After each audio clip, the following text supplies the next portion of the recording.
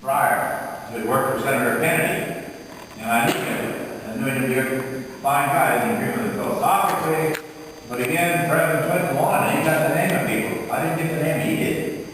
And so we didn't try to hold it up and filibuster as they did in the Roberts and Alito cases.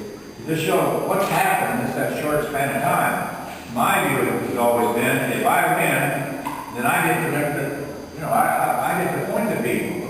If I lose, unless they're unqualified, then I should let the winner proceed. And there are a lot of good people, and probably some in this audience when you're 10 or 20 years older that may not want to get into politics because of the scrutiny and all the stuff that goes with it. There are a lot of good people in both parties that say it's not worth it. Other questions from the floor? Max? With the scrutiny, do you feel like that's causing more and more candidates to run that have less of a political track record? Sure, he asked if the popularity of people without a track record is affected. In other words, are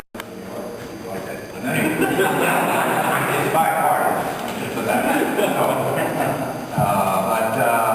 I think I get the point. So the question is, has Hillary been there too long and McCain been there too long? Well, Hillary has been there too long. McCain came to the Senate in 1987. He's been there 21 years. He's been chairman of the Commerce Committee, which deals with all the communication, a lot of transportation, a lot of big issues that affect people. And of course, national defense is strong too. And one of the strongest leaders is Joe Lieberman from the state of Connecticut. They've been longtime friends long before this political thing started, and they remain friends. And I assume, I'm just guessing now, if McCain's elected, you'll see Joe Lieberman around somewhere.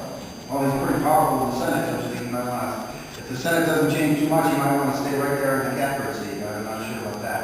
If he changed parties today, it would change leadership. Right. Now, this doesn't look like a very good year for Republicans, but there is one Republican here. Don't be discouraged, because one day, I'm a KU guy, so I'm pretty active. He could change the whole Senate, and I think unless things change, we're probably going to lose some seats. But again, one thing I've learned, is you're going to learn too, that one day can be a lifetime, whatever you're doing. You can be going along just hunky-dory and everything's fine. You want to be in politics, something happens, changes your whole life. Just ask the governor of New York. No, it doesn't have to be politics. I'm talking about, I'm talking about, does anybody here who never had a bump in the road, you never had to make a tough decision, you never had to make a sacrifice, you're almost an exception to the normal person. Your parents made sacrifices, you wouldn't be here. That's part of it.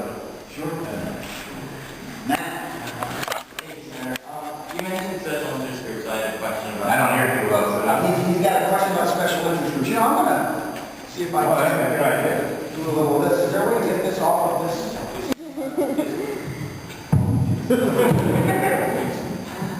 Why don't you let that circulate so the senator won't have to throw it here? Okay, thank you. Many Americans keep complaining about the high cost of prescription drugs in America, and some seem to blame the problem on the government being entrenched by drug lobbyists and their money.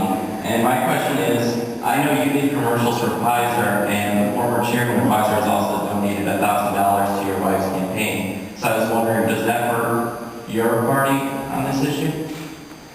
Because I did some work for Pfizer, and they gave her contributions.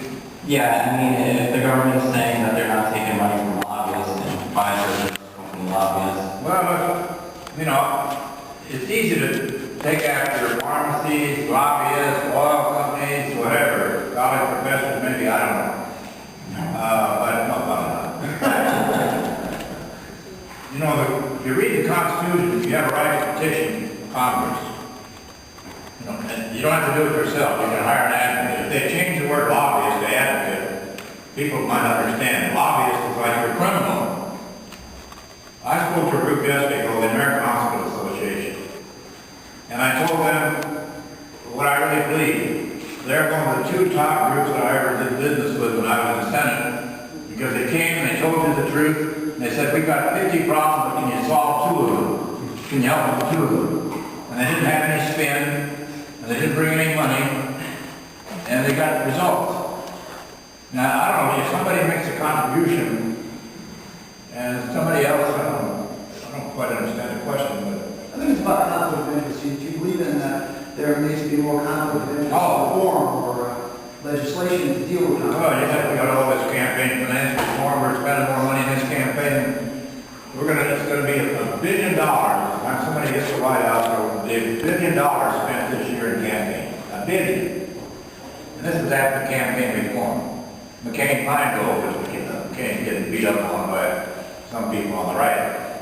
But it hasn't worked. It was a mistake. Yeah, there can be a conflict. If I you know, look, I'll tell you what happened down there. There's a big vote in the Senate, and a week later there's a fundraiser for Senator Vance, and just happened to vote the right way.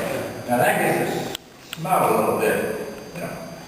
Does that mean that that same group